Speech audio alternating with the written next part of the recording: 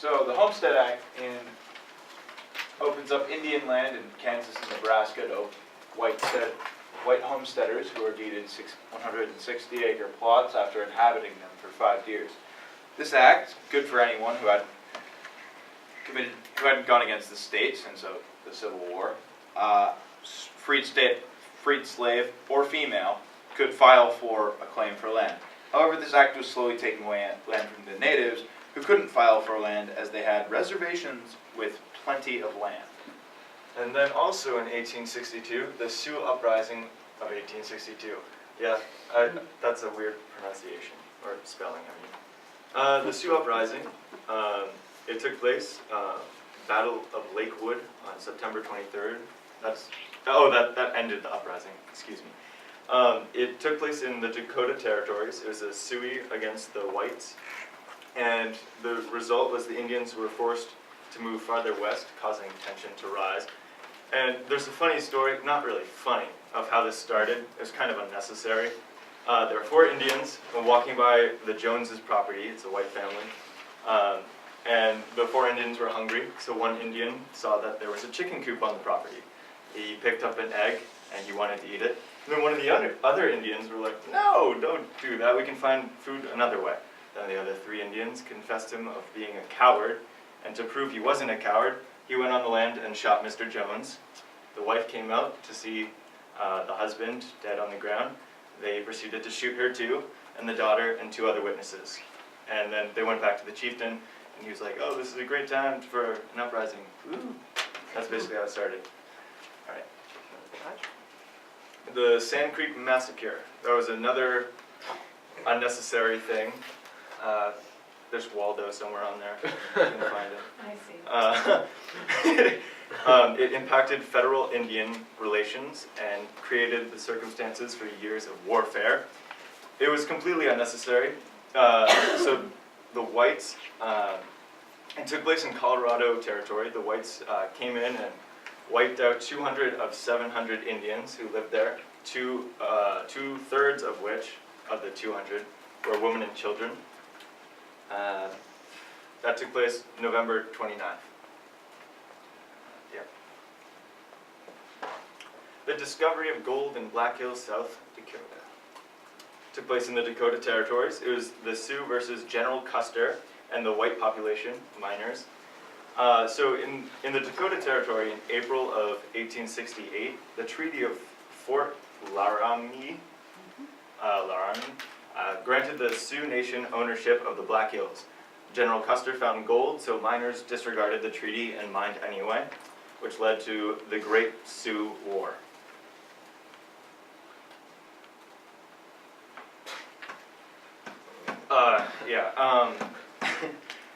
So the Great Sioux War.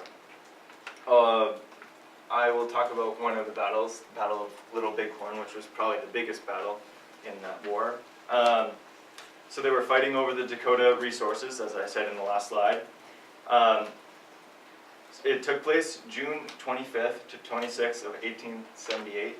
Sorry, not 78, 76.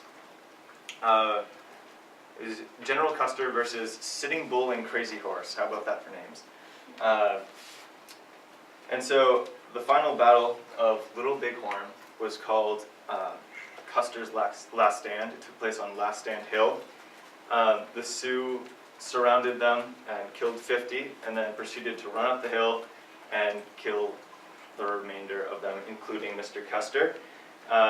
Going into the war, Custer told his soldiers to pitch anything. Now, Friends of the Indian organizations were founded from 1879 to 1885, and many Friends of the Indian organizations were founded, including the Indian Protection Committee, Indian Rights Association, Indian Women's National Indian Association, and the National Indian Defense Association. These organizations were formed just to protect, like, natives' rights to lands, like what they wanted to accomplish, I guess. They didn't want their land taken from them more than had already been, because as cause of the Homestead Act. So, next slide, I guess. And in 1884, Congress recognizes, oh god dang it, I have this somewhere. Congress acknowledges the rights of Eskimos to Alaskan territories. And this was a drastic change to how they'd been treating people, because before they'd just been kicking them off the land, and they hadn't really been caring about who was there. They were just like, oh, you're natives, get off our land. This is now ours because we're the United States. Hoorah, hoorah. We, basically. Now, 1884, 83, and 1886, there was a contrast between two cases which were basically the same case, except there was one major difference. In 1883, Ex parte Crow Dog established court jurisdiction over tribal court members. So, Crow Dog got off free. However, the court was intent on gaining jurisdiction over this. So he was sent to court, and when he finally so they did this whole thing, they declared him guilty, and then the Supreme Court said, you can't find him guilty, as he has already been tried in a court. So he got off free, except for $600, 8 horses, and one other thing. Was it also a double jeopardy kind of? Yeah. Because the He tribal got tried court for did the one same thing crime and then twice. when the federal, okay, gotcha. And then this was pretty much the same issue as Georgia versus Cherokee Nation. With murder instead of tax, they tried to gain court control over a foreign state. However, they were forced to release Crow Dog because of that. Now, in 1886, United States versus Kagma, the Supreme Court nearly establishes federal jurisdiction over a Hoopa murderer under the Major Crimes Act. The Major Crimes Act was an act that basically, it was signed months, like 2 or 3 months before this case, and Kagma had gone and murdered someone with his son. He murdered a chief by his son. And this case was taken to the United States Supreme Court as to see if the Major Crimes Act was in fact constitutional.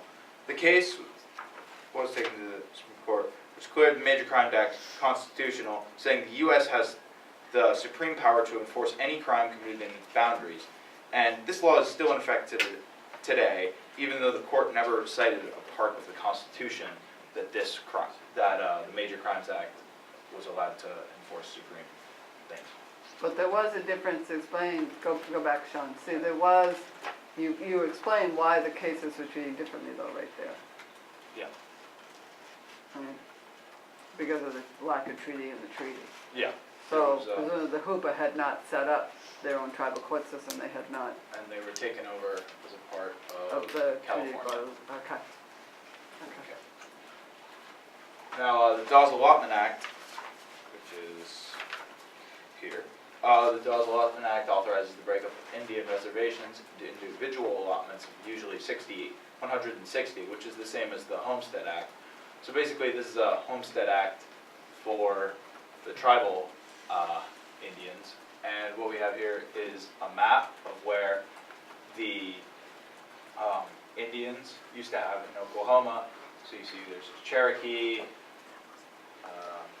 can't read that one, Chickasaw, and there are all these different tribes which were then forced to move even farther west, I believe, because, however, once the Indians were broken up into these little areas, there was no provision left for future generations. So no younger Indians could take claim to this area after the original owners had died, I guess. So what was the impact of that one, so? So it's basically a Homestead Act for Indians. But the impact of, so the tribes couldn't pass the land on to the next generation? Because if you look at this, one would assume that Oklahoma should be all Indian. Yeah, they And can't it's pass not. the land on. So what happened as a result of that? So the Indians were eventually forced out of Oklahoma, and the Homestead Act allowed the white settlers to take the land from the Indians. Yeah. You see how we're bringing things full circle?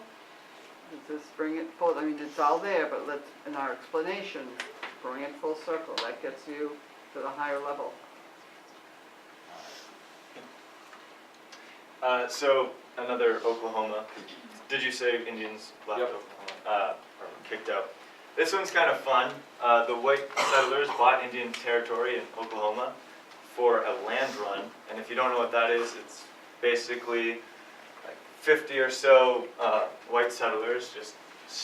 You have to be above 21 and a white male, and they basically line up with horses and stuff and Waldo, and they sprint across the land and claim it for themselves. It's pretty crazy. Sadie Hawkins Day? Yeah, they have a bunch of books on them.